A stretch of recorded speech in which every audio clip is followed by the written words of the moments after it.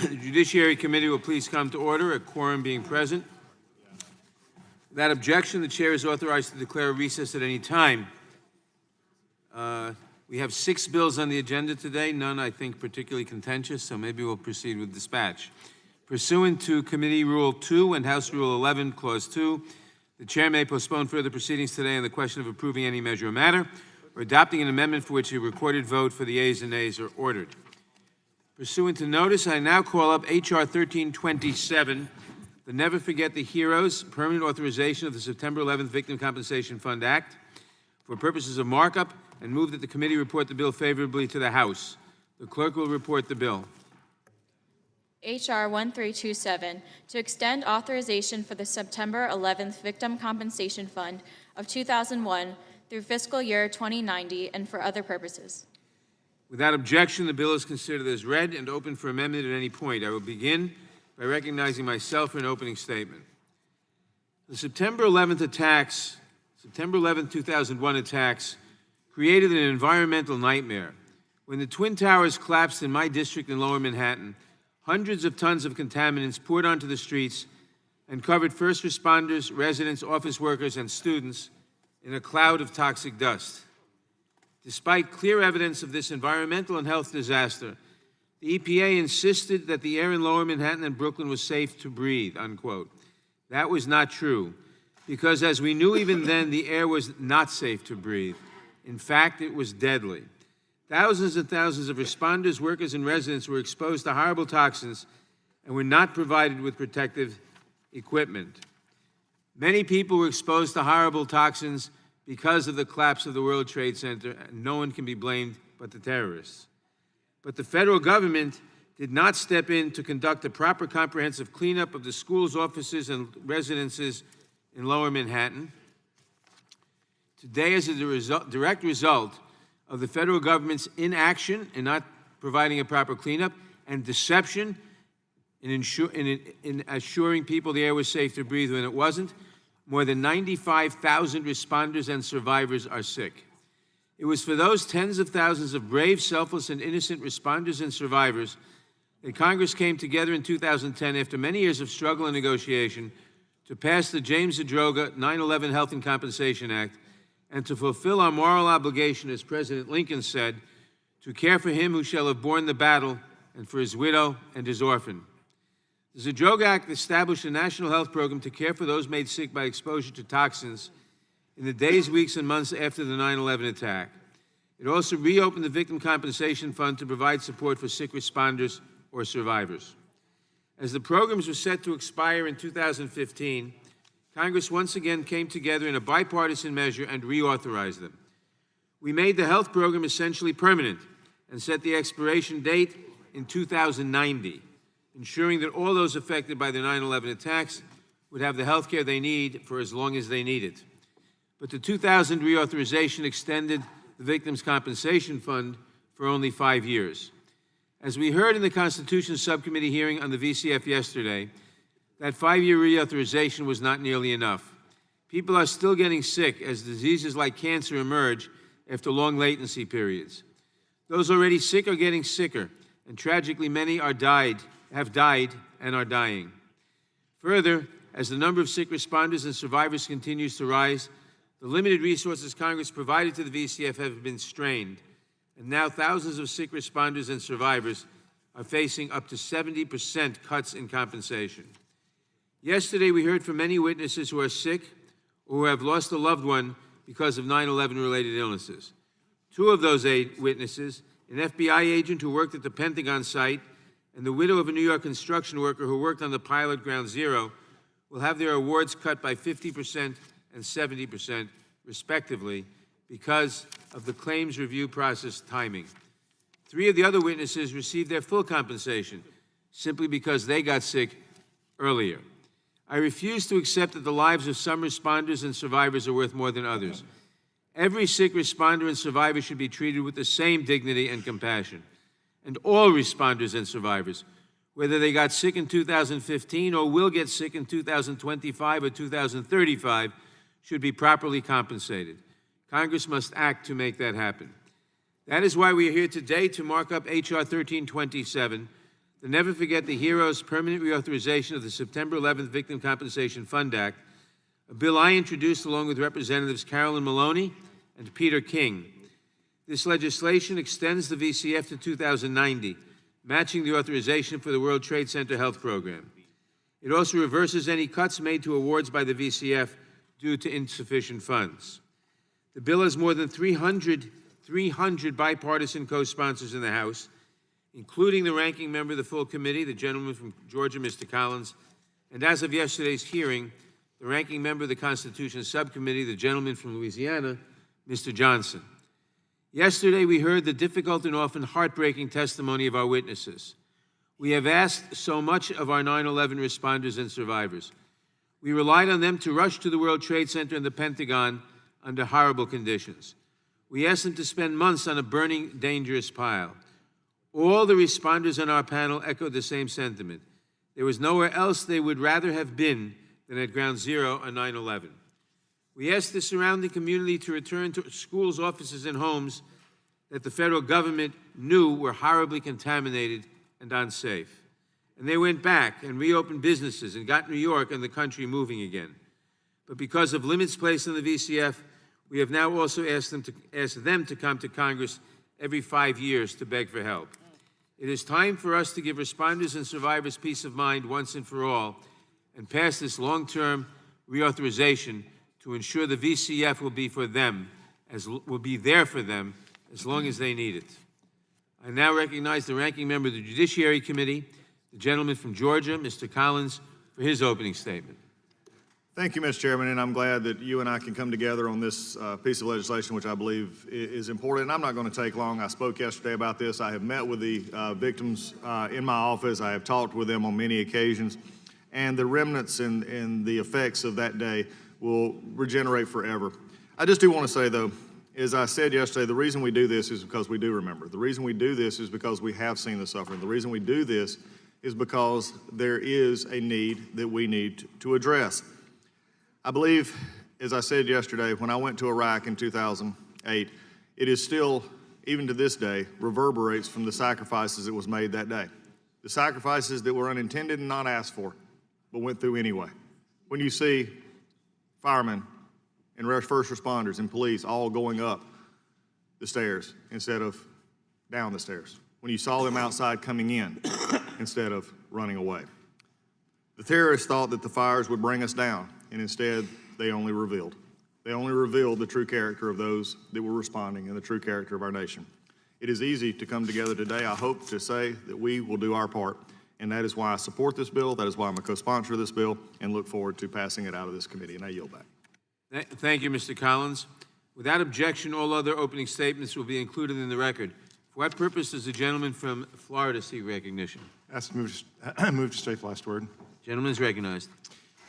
Chairman Nadler, thank you for moving this bill forward. I know it's so important to your constituents, to New Yorkers, to all of the many people from New York and New Jersey and Connecticut who now live in South Florida, but also to our nation.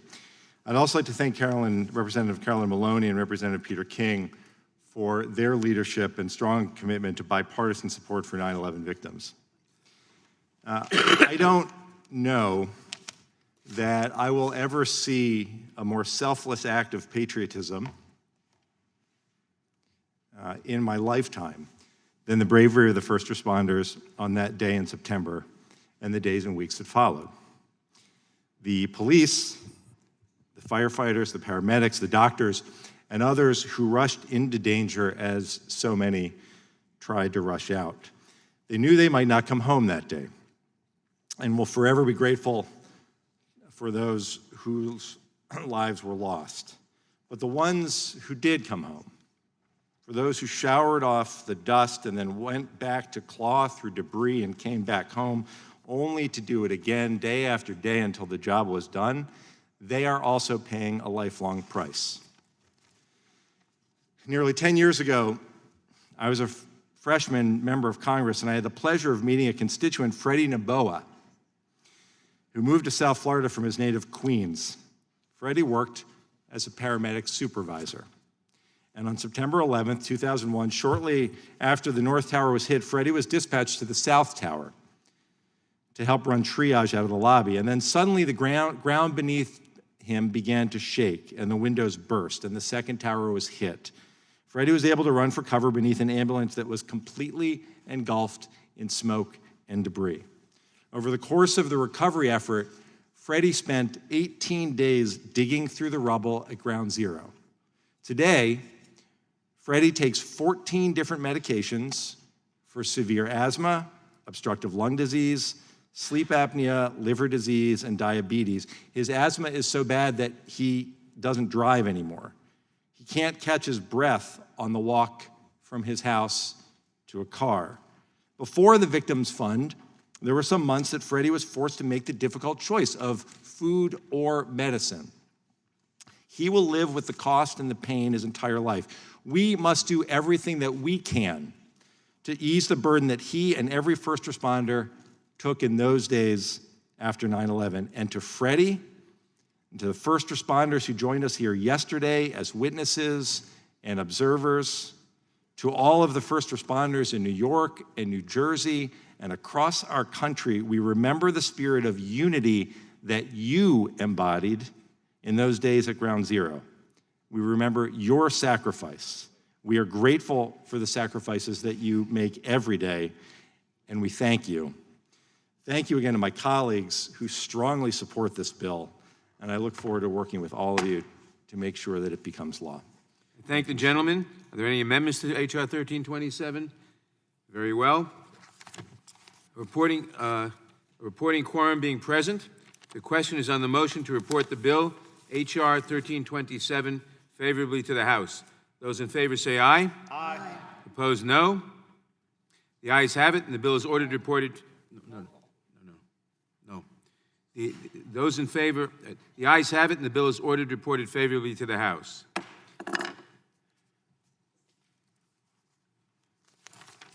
Pursuant to notice, I now call up H.R. 35, the Emmett Till Antilynching Act, for purposes of markup, and move that the committee report the bill favorably to the House. The clerk will report the bill. H.R. 35, to amend Section 249 of Title 18, United States Code, to specify lynching as a hate crime act. Without objection, the bill is considered as read and open for amendment at any point. I will begin by recognizing myself for an opening statement. H.R. 35, the Emmett Till Antilynching Act, is long overdue legislation that would explicitly designate lynching as a hate crime under federal law. The term lynching has most often been used to characterize premeditated extrajudicial executions by a mob in order to punish an alleged transgressor or to strike fear among a targeted group. Throughout history, lynching has been employed as an extreme form of informal group social control and has often been conducted with the display of a public spectacle for maximum intimidation.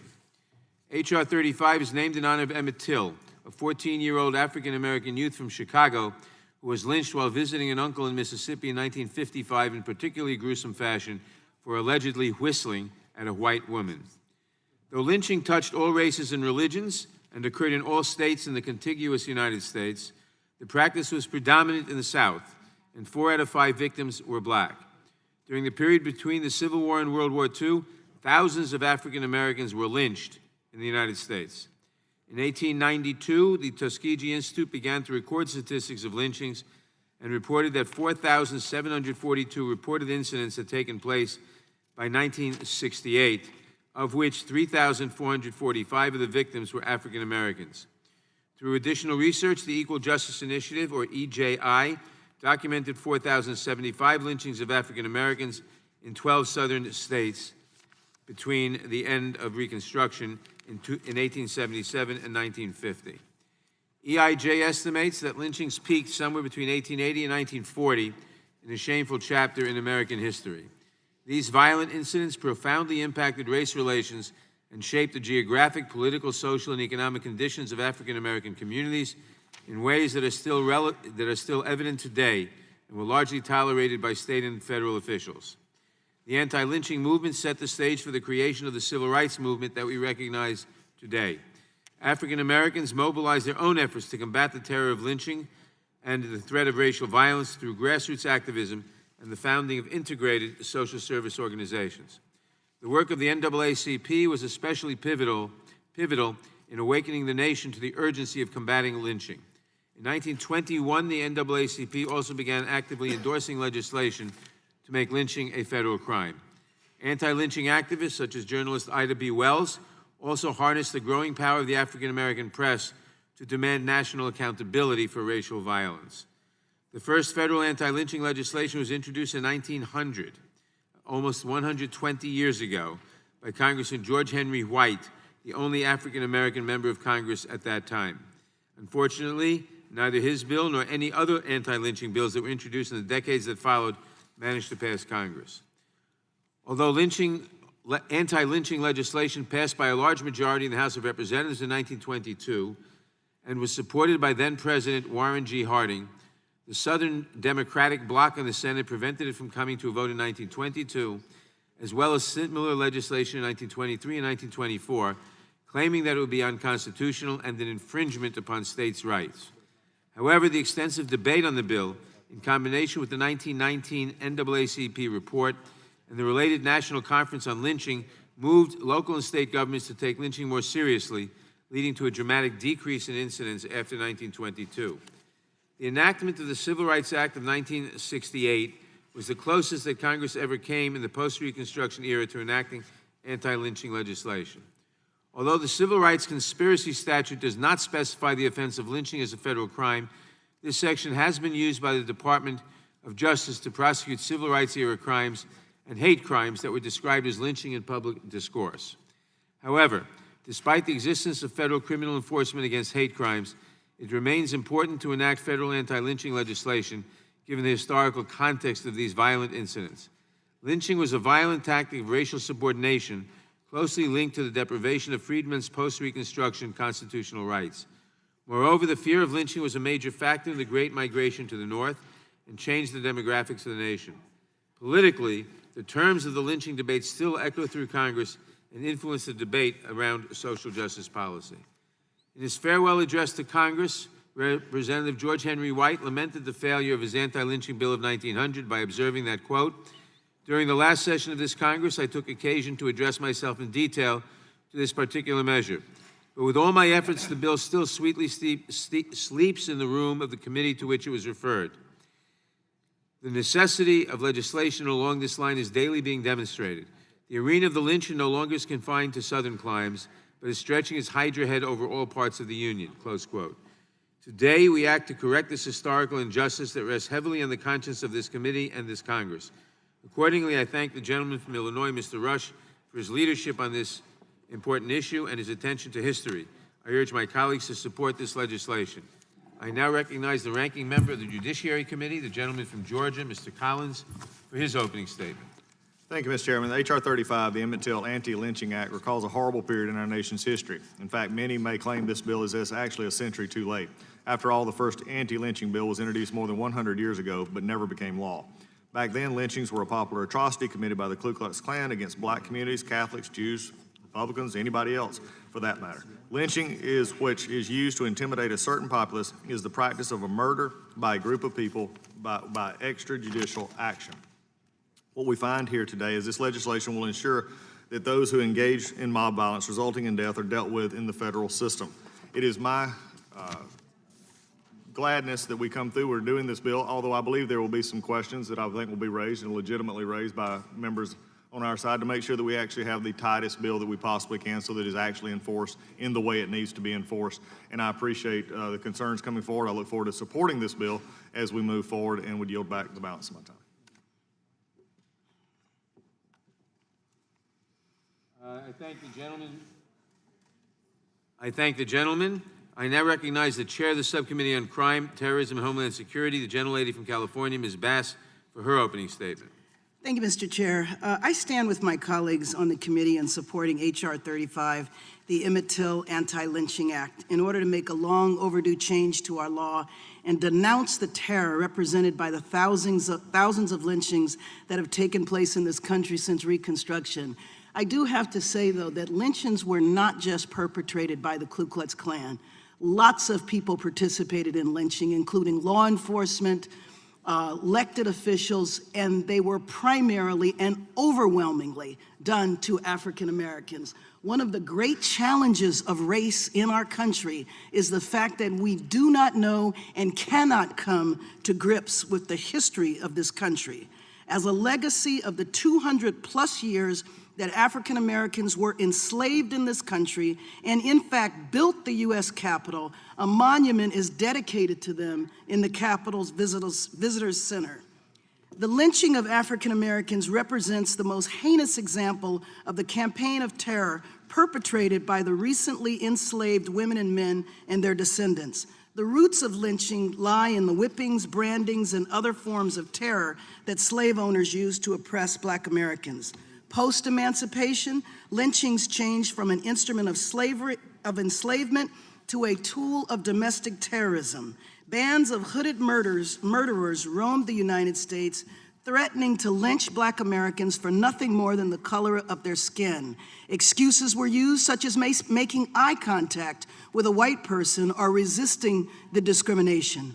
This reign of American terror lasted nearly 100 years. Black Americans were murdered for simply going about their daily lives. Make no mistake, these vigilante acts were the key component of a campaign to keep Black Americans from exercising their constitutional rights. These murders, nearly 5,000 of them, largely went unpunished, and in many cases, they were advertised as social events, like a football or a basketball game. Come out on Sunday evening and watch a Black person be burned alive. Postcards were taken, photographs were distributed, because this was a recreational activity. Few perpetrators were ever held to account for these heinous crimes. And in the communities in which lynchings took place, suffered from the oppressive blanket of fear that each murder brought. We must take this moment to remember the victims of lynching, hundreds of whom remain unnamed.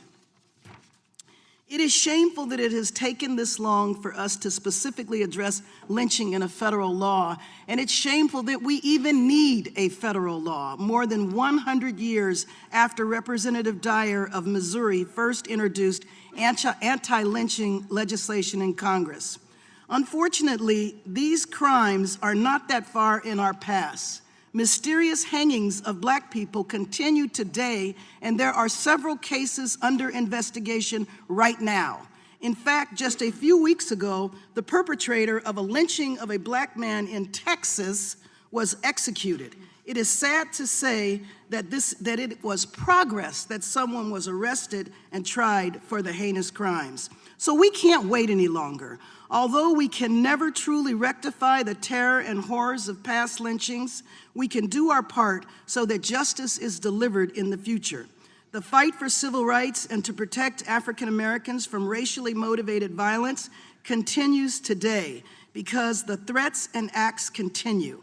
And this legislation is needed now and not just as a measure of historical justice. Congress has debated various forms of anti-lynching legislation since 1918, but we have not completed action with the enactment of a law.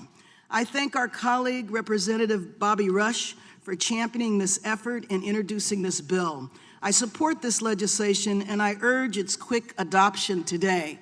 You know, at least today we have a museum, a Smithsonian museum that documents this history, and I would encourage all of my colleagues who are not aware of this part of our history to please visit the African American Museum, and please begin on the bottom floor so that you can learn and understand the 200+ years that this country enslaved African Americans. Thank you, and I yield back the balance of my time. I thank the gentlelady. Are there any amendments to H.R. 35?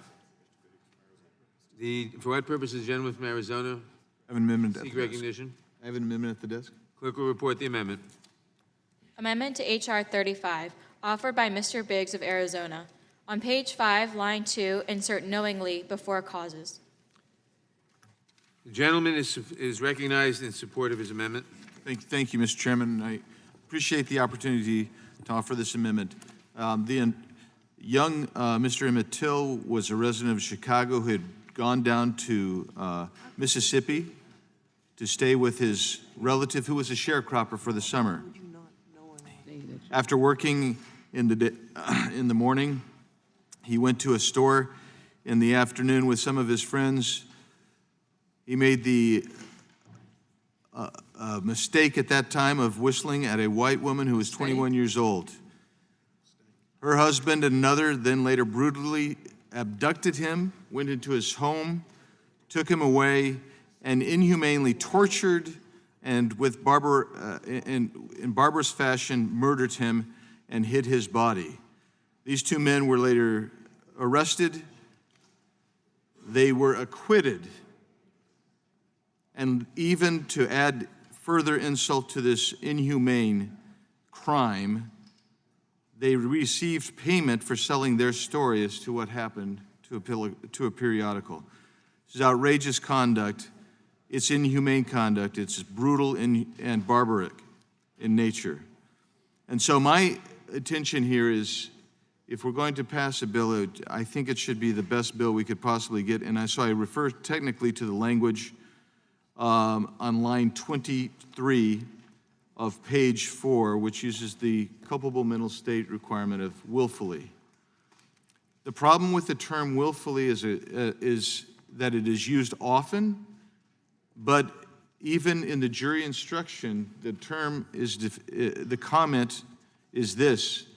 It says the committee does not recommend any general instruction defining the term willfully because no single instruction can accurately encompass the different meanings this term has in federal criminal law.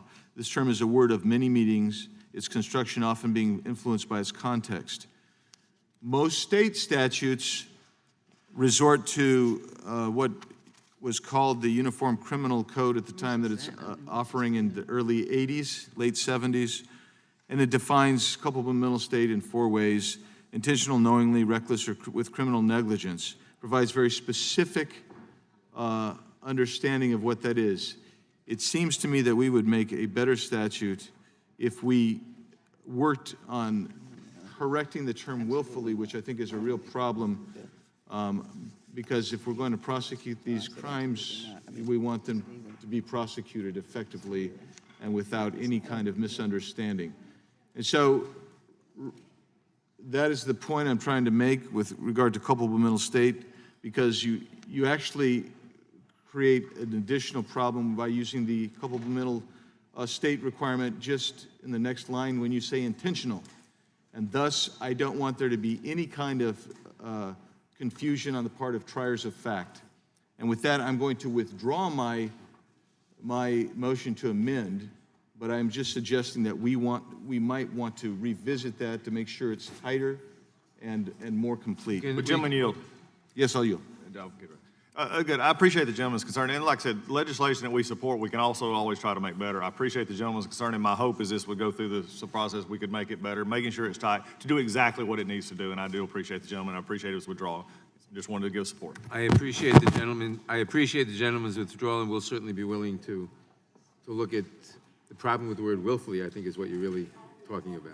I'd like to, Without objection, the amendment is withdrawn. I'd like to strike the last word. The gentlelady from Texas. First of all, I want to thank the gentleman for withdrawing his amendment, and I understand, as a lawyer, his effort to be precise, and certainly we acknowledge that. Let me take particular note of George Henry White, who in the early 1900s, the 20th century, even before the heinous death of Emmett Till, was one of those who introduced the first anti-lynching bill, and he led the way for 200 bills to come after him. Interestingly enough, George Henry White was in essence drawn out of the United States Congress and stood on the floor of the House in the early 1900s and said that the Negro would rise like the phoenix. His departure began a systematic attack on African Americans in the Deep South, and a terminology that is not used in this legislation was the hanging fruit. Probably where the largest number of African Americans were hung were in those early years, and it was brutal, and it was a sport. And so I want to thank Mr. Rush for the language is clear. It says causes death, and those individuals were hung until they died. It was at the same time when the Ku Klux Klan was at its peak. And not only were people hung, but raids were made in the dark of the night with white clothing, and fires were lit, and African American communities were horribly intimidated. Elderly people, children, and families, many of their homes burned. It was really a reign of terror. And so I'm grateful for the bipartisan consensus of understanding that it was even more than lynching. It was a systematic attack to deny African Americans the right and the privileges of being a citizen of the United States of America. In the next week, we will have a companion analysis be brought before this committee, and I'm grateful for the leadership of this committee, subcommittee chair of the Constitution Committee, and the full committee chair and members, where we'll have an opportunity to hear the assessment of a commission on reparations. The more we understand the vileness and viciousness and the loss of life that occurred, both by lynching and other means of violence, the more opportunity we can bring our nation together, just as we understand immigrants and non-immigrants, to better understand our diversity. It makes America great. I want to conclude my remarks on the opportunity I had in the last weekend to be at Normandy and to be able to see the vast numbers of symbols of faith of the 10,000 people who rushed, men who rushed those shores. And I believe they rushed them with an understanding of what America really represents. And in the sense of the guidance of former President Eisenhower, General Eisenhower said the world is watching, and as well, they watch you as you march to victory. With that in mind, I think the world is watching America to see whether that very unique experiment of bringing people together from all walks of life, all backgrounds, starting out with a structure of slavery, could actually succeed, where they started this nation with a population of Africans as slaves that lasted for 250 years. The lynching was a result of us not healing after the Emancipation Proclamation and the discontinuation of Reconstruction. So this is a very important step, and I thank this committee, thank the members for having a very important step for us recognizing that it is better to be conciliatory and come together in a healing and passionate manner. Though this speaks to the vileness of lynching, it will be acknowledged and it will be in its appropriate place a hate crime, and this great committee has the right to do that. With that, Mr. Chairman, I yield back. Who else? Does anyone else seek recognition? Gentlewoman from Georgia, Ms. McBath. Thank you, Mr. What Chairman. purpose does the gentlelady seek recognition? I move to strike the last word. Gentlelady is recognized. I want to thank our colleague, Republican colleague, for withdrawing his amendment. But I would like to say that I know the Emmett Till family very intimately, have spent many hours, days, and months in their presence. And despite what the history books will say, I do want to clarify that Emmett Till was not whistling at the white woman as it was supposed. He was using whistling as a coping mechanism that his mother had given him in instances when he was under stress or having, emotional stresses. So the history books will never truly tell the truth, but I am here to clarify today as having great conversations with the Emmett Till family. And I'd like it to be noted on the record that Emmett Till was not whistling at the white woman as the history books purport, but he was using whistling as a coping mechanism. So thank you very much. The gentlelady yield. I yield the balance of my time. Not the balance, but I'm over here, Yes, Congresswoman. please. I yield to Congresswoman. Yeah, I just want to thank you. That is an enormous piece to put on the record today. And I think I'd like to say as well that whistling, period, is not a crime. It is not unconstitutional. It is not disallowed. And so there is no reason that anyone loses their life in the brutal manner that that he did as a child to whistle in any way that he may have done so. He was a child, and I don't believe he was capable of whistling at anyone in any manner that would have been untoward. But I thank you that we have likewise, not in the way that you have, but the family has been here to the Congress, and we honor them, and we thank you again for your record-changing remarks that will now be in the history books. And might I yield back to you, and thank you. Thank you. And I yield the balance of my time. Thank you. The gentleman from, for what purpose does the gentleman from Tennessee seek recognition? Strike the last word. Gentleman is recognized. Thank you, sir. I want to thank Congresswoman Bass for her good reflection of the history of this awful act and her encouragement of people to come to the African American Museum, where there is the whole story from slavery through to today. And there's an exhibit on Emmett Till there that's very graphic and emotional. But I also want to encourage people to go to Montgomery, Alabama. Brian Stevenson is an outstanding American lawyer, and he has an equal justice initiative there. They have a museum and they have a memorial to the victims of lynching. It's an effective means of teaching people about how many lynchings there were. There were about 4,000 throughout the South, and give or take 300 in other parts of the country. Lynching was a terrorist act by people who wanted to make the South great again.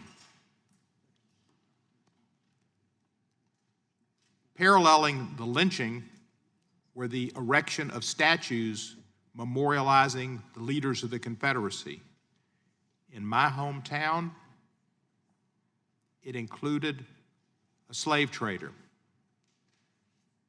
a soldier, but a slave trader. And that statue was recently taken down, but still people are fighting it. They're still fighting to keep that statue. But these were parallel movements to make the South great again, because they didn't accept the results of the Civil War. They didn't accept the Civil War amendments to the Constitution. And this is long in coming, but appropriate. And I thank the sponsor, and I look forward to passing it and seeing it become law. I yield back the balance of my time.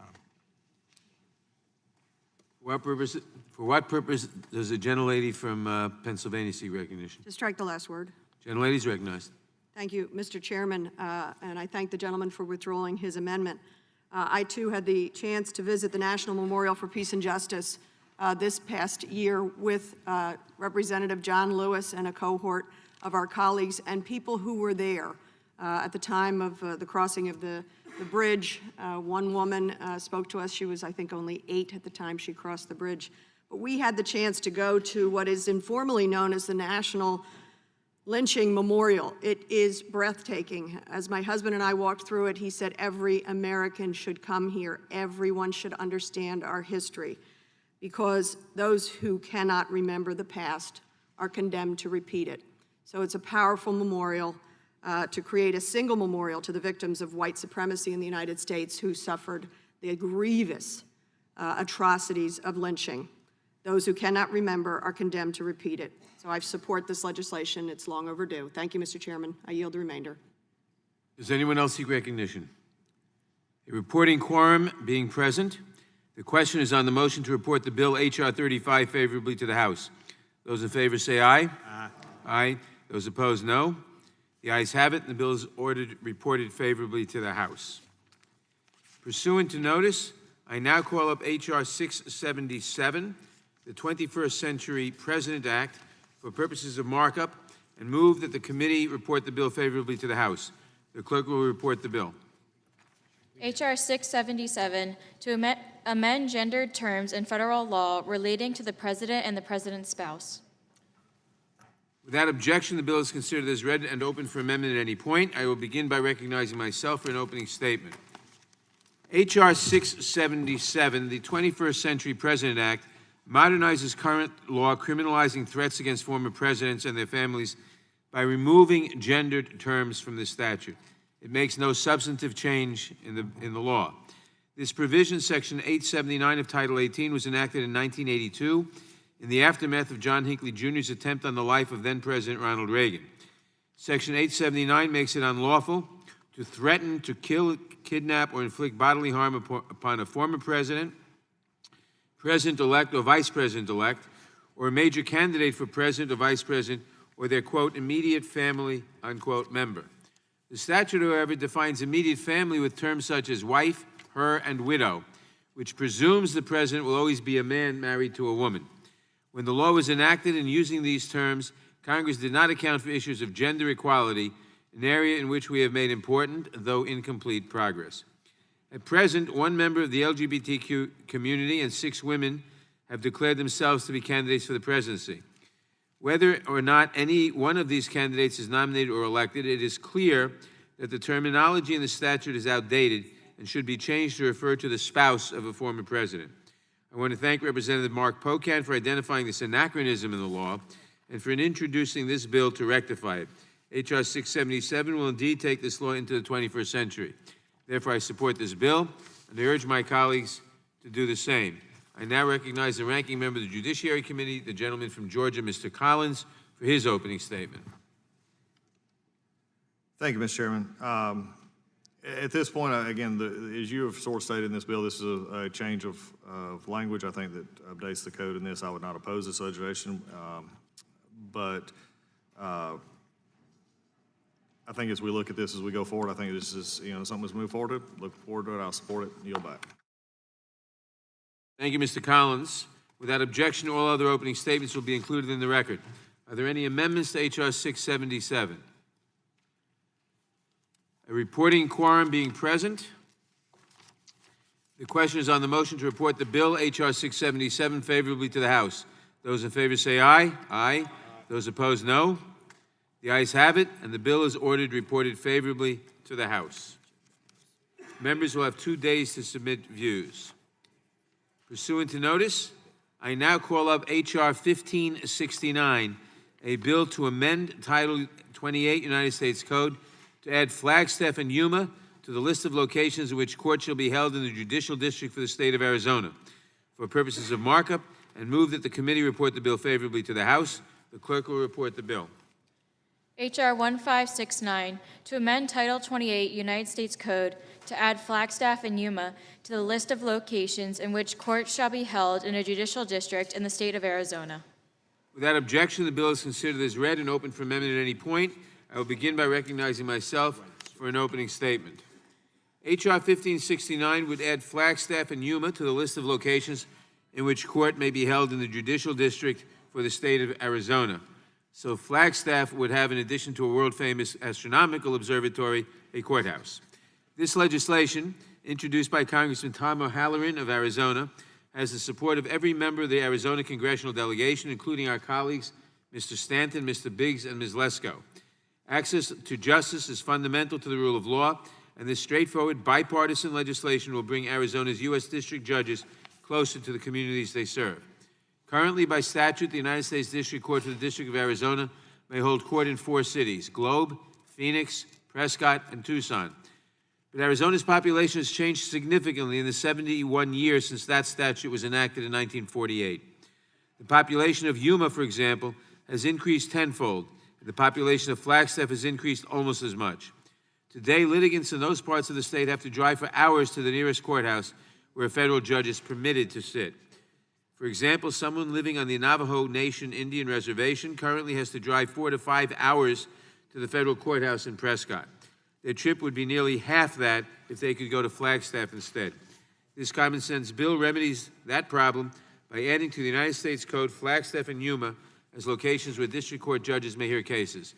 Implementing the bill will be as simple as its text, as both of these sites already host federal courthouses where these judges can hear cases. I want to thank Mr. Stanton for his strong advocacy for this legislation, as well as the efforts of Mr. Biggs and Ms. Lesko. I am pleased to support this bipartisan legislation, and I urge my colleagues to do so as well. I now recognize the ranking member of the Judiciary Committee, the gentleman from Georgia, Mr. Collins, for his opening statement. Thank you, Chairman Adler, and thanks for this bipartisan piece of legislation. As you have thanked the Arizona delegation, I think this is a great way to come together. And this is a useful piece of legislation that actually takes into account the changes that have happened in some of our judicial circuits, Arizona being particularly one, especially in the population increases in Flagstaff and Yuma have become important to the business and legal community. As you laid out, this would actually help access to courts and also cut down on travel time as we go forward. In this legislation will make better use, I think, of the judicial and attorney resources and make better use to serve the public by allowing the district court judges to hear the cases in existing federal courthouses in Flagstaff and Yuma with minimal, if any, additional administrative costs. Again, I congratulate the Arizona delegation for coming together and highly recommend this, and yield back. Thank you, Mr. Collins. Without objection, all other opening statements will be included in the record.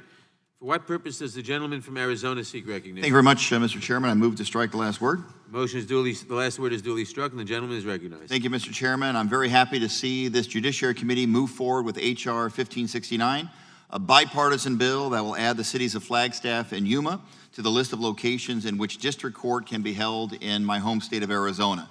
It has the full support of our Arizona delegation, including my colleagues on the Judiciary Committee, Congressman Biggs and Congresswoman Lesko.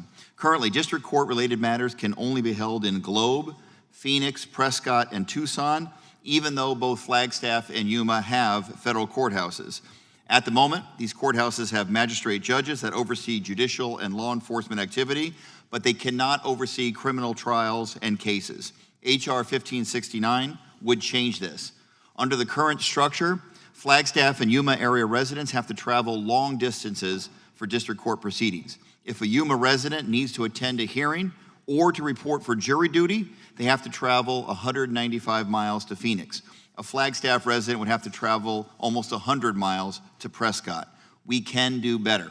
Access to courts, whether we're talking about a physical location or reducing cost barriers to our court system, is critical to protect the American people's constitutional rights to equal protection and due process under law. Access to justice should not be dictated by where you live. I'm proud to support H.R. 1569 because it will have a tremendous impact on the residents in these parts of our state. Simply put, this is a common sense action that will make our court system in Arizona more efficient. I yield back. Thank you. Are there any amendments to H.R. 1569? A reporting quorum being present, the question is on the motion to report the bill H.R. 1569 favorably to the House. Those in favor say aye. Aye. Opposed, no.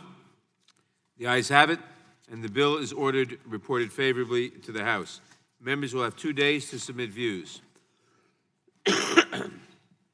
Pursuant to notice, I now call up H.R. 2368, the Supporting and Treating Officers in Crisis Act of 2019, for purposes of markup, and move that the committee report the bill favorably to the House. The clerk will report the bill. H.R. 2368, to amend the Omnibus Crime Control and Safe Streets Act of 1968 to expand support for police officer family services, stress reduction, and suicide prevention, and for other purposes. Without objection, the bill is considered as read and open for amendment at any point. I will begin by recognizing myself for an opening statement. H.R. 2368, the Supporting and Treating Officers in Crisis Act of 2019, would provide important mental health and suicide prevention services to law enforcement officers. The bill would modify an existing but expired authorized program that provides support services to families of law enforcement officers by including services directly targeted at law enforcement officers themselves. This measure would also reauthorize the program, would expand the range of services that can be offered, and would authorize funding of up to $7.5 million for each of the next 4 fiscal years to fund both family and law enforcement mental health programs. Every day, we rely on the law enforcement community to keep our neighborhoods safe. Doing so is not easy. The work of law enforcement can be highly stressful. It often exposes those charged with upholding the law to dangerous and challenging circumstances. The American people set high standards for the law enforcement community, and the vast majority of officers do so honorably and selflessly. Yesterday's hearing on the reauthorization of the 9/11 Victim Compensation Fund was a reminder of the heroism and sacrifice our nation's law enforcement officers are often called to muster. The impact of day-to-day patrolling on law enforcement officers, especially in the aftermath of a catastrophic event, is profound. Studies consistently show that law enforcement officers have above-average stress levels in their jobs. In their daily duties, 83% of officers report dealing with calls for service involving family disputes and crisis situations. Even more straining, 27% of officers report arriving to a scene with a dead or battered child. Given these daily rigors, it comes as no surprise that the mental health consequences for officers are pervasive. One study found that 7% of the officers sampled met the criteria for PTSD, or post-traumatic stress disorder. The Centers for Disease Control concluded that the rate of suicides among workers in protective services, those who are employed in law enforcement and firefighting, is 50% higher than the national average. Officer suicides in 2017 and 2018 exceeded the number of officers killed in the line of duty from homicides, traffic accidents, and other causes. The status quo cannot persist. Unlike other recent efforts, this bill directs the Attorney General to provide grants that would direct mental health services to law enforcement officers and their families. This initiative includes evidence-based programs to reduce stress, prevent suicide, and promote mental health. Recipients of this grant may also use funds to establish suicide prevention hotlines and develop programs to provide specialized training to provide treatment to officers in crisis or who are contemplating suicide. I thank our colleagues, the gentleman from Pennsylvania, Mr. Reschenthaler, and the gentlelady from Pennsylvania, Ms. Dean, for championing this effort and introducing this bipartisan bill. I support this important legislation, and I urge its adoption. I now recognize the ranking member of the Judiciary Committee, the gentleman from Georgia, Mr. Collins, for his opening statement. Thank you, Mr. Chairman, for bringing us to this today in H.R. 2368, the Supporting and Treating Officers in Crisis, or the STOIC Act of 2019. This bipartisan and bicameral measure is long overdue and should be passed by this body and sent to the President's desk for signature.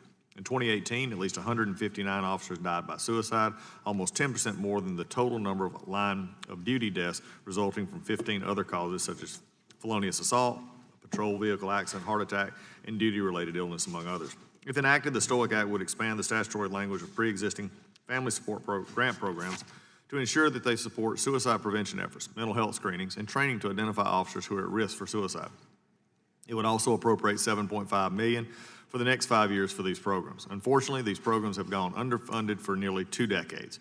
The numbers I mentioned earlier indicate the trend needs to end and end now. An identical bill unanimously passed the Senate last month. This legislation is supported by numerous law enforcement groups, and I'd urge my colleagues to vote in favor of this bill so that we may move it expeditiously to the President's desk. And I yield back. Thank you, Mr. Collins. Without objection, all other opening statements will be included in the record. Are there any amendments to H.R. 2368? Does anyone? Mr. Chairman, can I move to strike the last Gentleman, word? for what purpose does the gentleman from Pennsylvania seek recognition? Strike the last word. Gentleman is recognized. Thank you, Mr. Chairman. I'm extremely grateful that this committee is considering the STOIC Act today, and I'd like to thank the chairman and the ranking member for all the support you've given this bill. I also want to thank my fellow Pennsylvanian, Congresswoman Dean, for partnering with me to introduce this critical legislation. She is truly dedicated to improving mental health treatment across our nation, so thank you. According to the National Study of Police Suicides, law enforcement officers are 2.5 times more likely to die from suicide than homicides. This is a sobering statistic that means that officers are more likely to die from suicide than in the line of duty. Law enforcement officers put their lives on the line every day to protect communities. These men and women routinely endure extremely stressful situations, yet the federal government does little to address the consequences of this taxing work. This stress can cause post-traumatic stress and has resulted in a suicide rate that is 50% higher than the national average. The STOIC Act is bipartisan. It is legislation that will reform and expand an existing grant program to better address the mental health and support needs of law enforcement officers, especially as it relates to suicide prevention. I'm very proud to work with Congresswoman Dean to support police officers and their families. It's time for us to take care of those who take care of us. So I urge my colleagues to support the Stoic Act. Thank you again, Mr. Chairman. I yield back the balance of my time. The gentleman yields back. For what purpose does the gentlelady from Pennsylvania seek recognition? To strike the Ms. last Dean, word. Ms. Dean. Yes. The gentlelady is recognized. Thank you, Mr. Chairman, and I thank you very much for bringing forward before our committee this important bill, H.R. 2368, a bill that will change and save lives. It's the Supporting and Treating Officers in Crisis, or STOIC Act. It responds to a growing emergency in law enforcement and in their entire community. Studies show that law enforcement officers face a wide range of stressors, including responding to violent crime, managing crisis situations, and as 77% of officers have reported, dealing with insufficient department support for their mission. This stress has dreadful consequences. Studies indicate that 1 in 4 officers report stress-based physical health, and 1 in 14 meet the criteria for PTSD. Suicide among our law enforcement community is rising at a troubling rate. The CDC reported in 2016, the suicide rate in this community is 50% higher than the national average. In recent years, the number of law enforcement officers who have died by suicide has even surpassed the numbers killed in the line of duty, as my colleague just reported. According to Blue Help, we lost 142 officers to suicide in 2016. Last year, that number jumped to 167, compared to 144 who were sadly lost in the line of duty. Officers in crisis need our support. The STOIC Act will reform and expand existing grant programs to better address mental health, establishing suicide prevention programs, and offering aid to officers' families. Our law enforcement officers are true public servants. It's time we provide them with the support they deserve. I thank my colleague and fellow Pennsylvania, Congressman Rushenthaler. I admire your passion. I admire your leadership on this bipartisan bill. It has been a pleasure to partner with you and your whole team, for that matter, on an issue that we both care deeply about. Again, I admire your passion for the police officers and their family and their mental health. I look forward to working with you on this. Mr. Chairman, I thank you for moving this important bill forward, and I urge all members to support it. I yield the remainder of my time. For what purpose does the gentlelady from Pennsylvania seek recognition? I move to strike the last word. Gentlelady is recognized. I wanted to thank my Pennsylvania colleagues for moving this legislation. It's such an important issue across the country, but we know it is in Pennsylvania. There's similar legislation moving through our state legislature now, and it's being co-led by one of our colleagues from my district, Jen O'Mara, who was just elected to our state house. Jen lost her father, a firefighter, to suicide about 15 years ago, so knows firsthand how that impacts a family and the need for services in that realm. I just wanted to quote her on something she said in a hearing just this week. Our first responders are heroes, yes, but they're not superheroes unable to feel. So I really appreciate this effort to move this legislation forward, and I yield back. A reporting quorum being present, the question is on the motion to report the bill, H.R. 2368, favorably to the House. Those in favor say aye. Aye. Opposed, no. The ayes have it, and the bill is ordered reported favorably to the House. Members will have 2 days to submit their views. Pursuant to notice, I now call up H.R. 1986, the Effective Prosecution of Possession of Biological Toxins and Agents Act of 2019, for purposes of markup, and move that the committee report the bill favorably to the House. The clerk will report the bill. H.R. 1986, to amend Section 175B of Title 18, United States Code, to correct a Scrivener's error. Without objection, the bill is considered as read and open for amendment at any point. I will begin by recognizing myself for an opening statement. H.R. 1986, the Effective Prosecution of Biological Toxins and Agents Act of 2019, would correct a Scrivener's error that has unintentionally resulted in an incomplete list of biological toxins and agents that are prohibited under the law. I support this important bill introduced by the gentleman from Texas, Mr. Ratcliffe, the ranking member of the Subcommittee on Crime, Terrorism, and Homeland Security, because it will help ensure the safety of our citizens and our nation. In 1990, Congress imposed criminal penalties with respect to the development, production, stockpiling, transfer, acquisition, retention, or possession of any biological agents, toxins, or delivery systems for use as a weapon. In 2001, Congress went even further and added Section 175B to Title 18 to criminalize the possession by unregistered individuals or restricted persons of certain biological agents that are termed select agents, determined to be such by the Secretary of Health and Human Services. A person found guilty under Section 175B can be imprisoned for up to 10 years.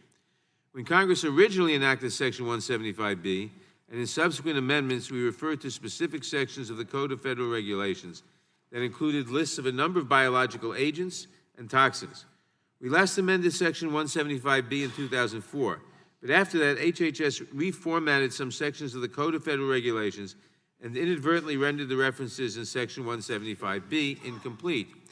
One of the select agents that was accidentally left off the list of prohibited substances is ricin, a poison found in castor beans. Ricin is inexpensive, easy to make, and very toxic.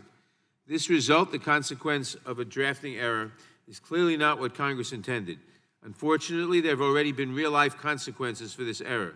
Last September, for example, the District Court for the Northern District of Georgia dismissed the indictment against William Christopher Gibbs, a self-avowed white supremacist who was charged with the unregistered possession of ricin. In dismissing the Gibbs indictment, the court stated, quote, the court stated it, quote, appreciates the potential dangers associated with individuals possessing potentially hazardous agents and toxins without permission to do so. Equally, though, the court takes very seriously the principle that citizens ought to have fair and clear warning of the conduct for which they can be held criminally responsible. It falls to Congress to write criminal laws or to amend them if they yield unfair or unwanted results. The role of the courts, on the other hand, is limited to fairly reading and applying the laws Congress writes, not to change them. The Senate has already done its job by passing an identical version of H.R. 1986. It is now our turn. The possession and distribution of ricin is dangerous and should be included in the current statute, as we had intended. This legislation corrects this error and its unintended but serious consequences. I thank the gentleman from Texas for introducing this bill, and I urge all of my colleagues to support it. I now recognize the ranking member of the Judiciary Committee, the gentleman from Georgia, Mr. Collins, for his opening statement. Thank you, Mr. Chairman, and I do appreciate my friend from Texas, Mr. Ratcliffe, introducing this legislation, which I'm a co-sponsor of. But, and as you have said, H.R. 1986 fixes a technical but important error in the federal code, and the current law makes it a crime for certain restricted persons to possess a biological agent or toxin listed as a selected agent by the HHS Secretary. Several years ago, the HHS reformatted its regulations, which caused certain toxins, including ricin, to not be covered by the criminal code. And now we are actually seeing the effects of that error, and individuals who would otherwise be guilty of a crime, unregistered possession of ricin, have been moving to dismiss, and federal prosecutors have argued, although having argued that it's a scrivener's error, have been stymied. And as you have mentioned, in my district of Northeast Georgia, the Gibbs case showed that. I think the court was very plain in that. It's Congress's job to fix the problem it created in federal law, and that is what we're doing here today. I support the bill and yield back. Thank you, Mr. Collins. Without objection, all other opening statements will be included in the record. Are there any amendments to the bill? Does anyone seek recognition? Well, a reporting quorum being present, the question is on the motion to report the bill 1986 favorably to the House. Those in favor say aye. Aye. Aye. Those opposed, no. The ayes have it, and the bill is ordered reported favorably to the House. Members will have 2 days to submit views. This concludes our business for today. Thank you to all our members for attending. Without objection, the markup is adjourned.